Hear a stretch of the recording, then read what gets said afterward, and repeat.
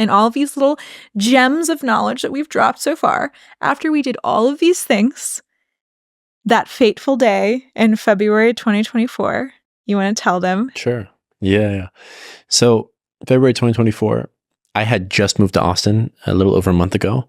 And I, again, moved here without knowing a single person, never been here before. And I had a list of attributes I wanted in an apartment. And I typed it in on apartments.com the night I drove here. I stayed in Airbnb for a few nights the night I drove here. And the first apartment to pop up, I'm like, that's the one. Went in toward it the next day. It was perfect. I'm like, perfect. Moving in the day after that. Everything happened incredibly fast. This was all January of 2024. And then a few days later, I'm just walking around the area of that new apartment complex just to see everything that's around. And I stumbled upon this place called Lizard Yoga, which breathwork meditation, yoga, sauna and cold plunge, which I love. Everything else I got there is just truly incredible. And so I started to frequent that quite a bit. Bought a membership that day. Like, this is going to be the place. And then about a month later, I had a very busy day. I was writing quite a bit in the morning, but I had this gut impulse that I needed to schedule a sauna session and just go. I remember it was a holiday. I think it was President's Day. President's Day. It was a Monday. It was supposed to be at 4 p.m. I never go at 4 p.m. I was like, I need to be here today. I don't know why, but I do. And so it's right up the street. So I just walked there, and around 3:52, I decided to go into the little meditation room, little waiting room they have there, just to relax before my session started, and stumbled across this long, blonde, beautiful haired, beautiful human being sitting in the corner couch, obviously writing something. And there's a voice, like, oftentimes I'll go up and say something to random people, especially cute girls or whatever it may be. But in particular, I felt something, different energy. I'm like, I really need to do it this time. And so I think I started with just like, hi, I'm Cameron. Nice to meet you, Elle. And then you kind of quickly dismissed it and went back to writing. And so I'm like, all right, yeah, no problem. So I go and sit down on the couch, probably 5-6 feet away. I'm like, you gotta say something again. The voices in my head are like, say something. All right, whatever. So I'm over here like, what you writing? And then you can take it from there. So this was so wild. This was President's Day, and I was still at my job at Facebook. So I actually had this day off, but I would then never be at Lizard Yoga on a Monday, just so that you know. This was very, like, bizarre that this even happened.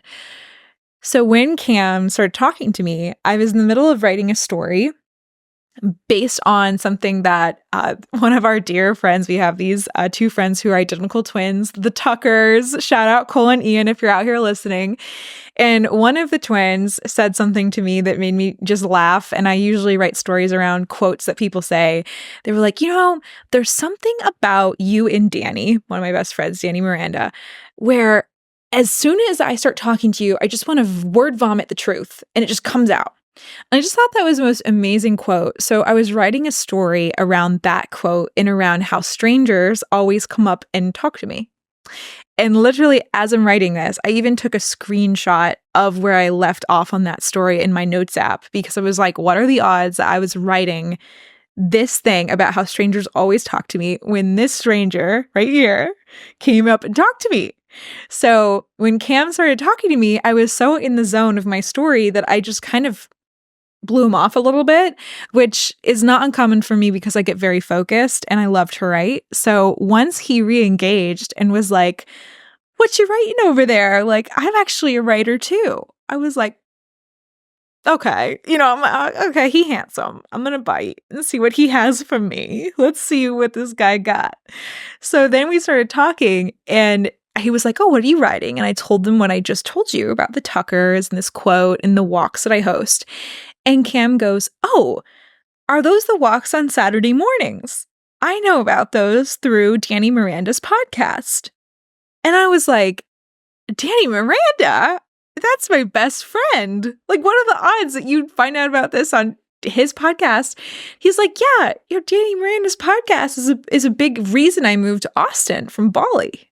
Like, what are the odds of that? So at that point, I heard a voice come down very clearly and say, put the phone down, stop writing this story, and talk to this man. He is very important. And whenever I get that voice, it truly feels like nothing else exists. And I am just fully there with that person for as long as it takes. So from that moment on, Cam and I talked in this little meditation room just to set the scene. It's this beautiful, the most golden glow room with Himalayan salt lamps lining an entire wall. And so it's this beautiful peach glow on our faces and the most cozy little room that people are walking in and out of. And many people walked in, felt the vibes, and they walked right out because they were like, I don't know what's going on in there, but I feel like I'm interrupting something, just to kind of show you what was going on there. So we then had a 3-hour conversation. And in that conversation, I'm curious what you remember about it. Of course, I remember. Yeah. I know exactly what we talked about, but what do you remember? I am a historian. I just remember you being very attractive. And then you came with so much enthusiasm as you moved from one couch to my couch. And I was like, oh, my first thought was, I'm not making it to my sauna session in 10 minutes. And so we ended up talking for 3.5 hours. 3.5 hours, yeah. Hours. So you miss your class, I miss mine. And I noticed immediately the immense amount of eye contact that you have. And you feel just so fully present. Just like the Tucker was saying, how the truth just spills out of someone. That is something that I always felt as if I've had, because I've just had random people come up to me and tell me their deepest, darkest secrets without me prompting it or anything. And I've never really saw it in another person until I met you. And everything just flowed. And there's a lot of my mind just moved from across the world back to America and didn't know anyone yet really in Austin.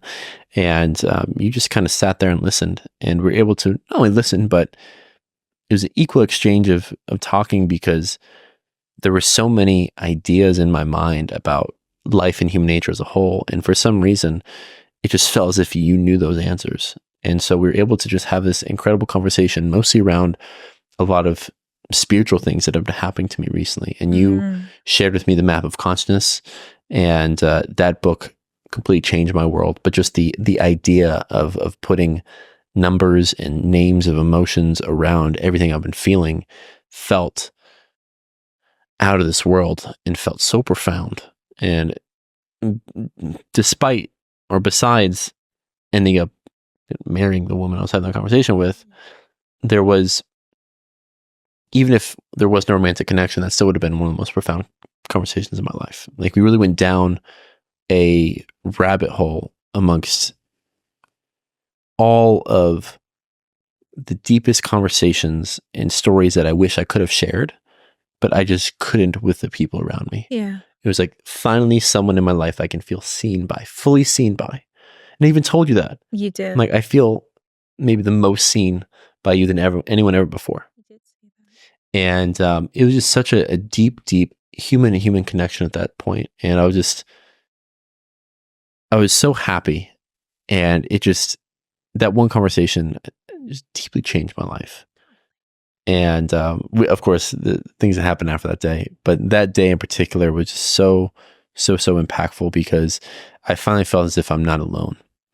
I feel as if when we are on this journey of rapid improvement, oftentimes it feels as if we must leave one environment to then hopefully be met with a better environment that suits our current reality, that is aligned to the highest version of ourselves. And that was a period of my life where I physically left, but also emotionally was no longer in relationships, or the romantic relationships or friendships or just everything around me. Literally, the geographical location of which I was living, everything was completely changed. And to have a spark of light, that there's hope, that there are people like this out here, that made me feel as if I'm not alone, was so powerful for me. It's amazing how you were kind of in this stage of the journey where you are learning all these things and talking about all these things, and your mind are full of these ideas that like no one really cares about. Yeah. And it's almost like, oh, well, I'm just going to, I remember you told me in that conversation, you were like, I've been having so many new ideas and thoughts and ways of living come into my mind, but I feel like no one around me is matching those. So how am I supposed to make friends? I feel very lonely. I don't feel like there are people around me that I can even have a conversation with that interest me. So you were very much in a stage. I remember you specifically saying, I typically go on dating apps to make friends. Yeah. And I feel myself not wanting to do that anymore, but I don't know what to do outside of that. That's all I know. This is what I know from the past. I don't want to download those again and then try to find friends. I don't want to go to random happy hours and bars and meetups in order to try to find friends. I want to hopefully find people who are thinking about the same things that I'm thinking about, so I don't have to compromise this new version of me because I have a limiting belief that there are nobody out there like me. There's no one out here thinking like me, feeling like me, wanting to be where I want to be. And then when we met, there was something really special that happened on both ends. But I think that because I had had people in my life who had given me that same gift that I had given you, thankfully, of being seen and understood, where it was no longer like you had to hide a part of yourself in order to fit in. You had to hide a part of yourself to belong or to get through the conversation or just lower yourself in what you were thinking about in order to match the environment. It was this profound moment of, wow, this person I'm talking to has thought these same things. We are speaking the same language. And I think that ease and that like lack of friction and lack of force was startling in that conversation, because I just remember thinking to myself, I mean, you were so curious. You were asking such amazing questions. And that is such a rare quality, and especially men, to just be absorbing and so present and so locked in to what's being said, but also able to process it and then give you something back. Then you have all of these like ideas floating around. You and I talked for so long, and I was sharing my journey with you that, like I mentioned earlier in this pod, all of the things I struggled with, from the boundaries to people pleasing to perfectionism to putting on a mask. I'd been accused for many years of being fake because people couldn't relate to how like happy and joyous I was. I'm very high energy, and they thought that I'd like go home and basically just collapse because it has to be some act. Cam has gotten a lot of those same accusations, if you want to call it that. People have said the same things about Cam. And when I met him, I was like, oh my gosh, like there's another alien just like me. That's literally how it feels. I feel like what was happening there was I was at the point in my life where I made the commitment, I'm going to fully take off the mask, but I hadn't yet found other people that had their mask taken off. Yeah. And so that's a very lonely, desperate time. So me wanting to be like, man, should I start drinking again? Just, even though it's partially me putting back on the mask, but that's the only way I know how to be around people. Then I go to bars and meet people that way, whatever it is. And so I was contemplating putting back on the mask. And what you did was hold my hand and be like, you can live this authentic way and you will attract the people that you're meant to be around, people that are fully aligned. And you were just that first person for me, thankfully.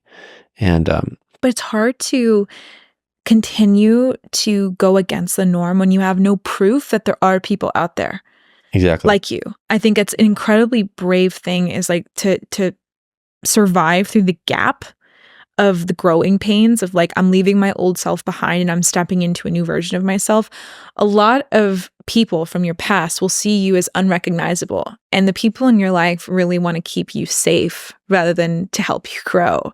So when you make the decision that I want to be a different person, I want to step into another reality, a lot of the times what you've known and the people who you've known and the conversations you've had, they will all change.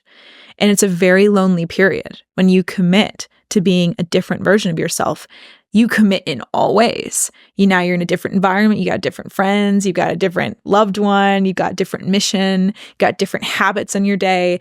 And from that place, if you just hold on to that place and trust that you will call in people who are at that same place, it will happen, but it can be incredibly scary when you don't see proof of it.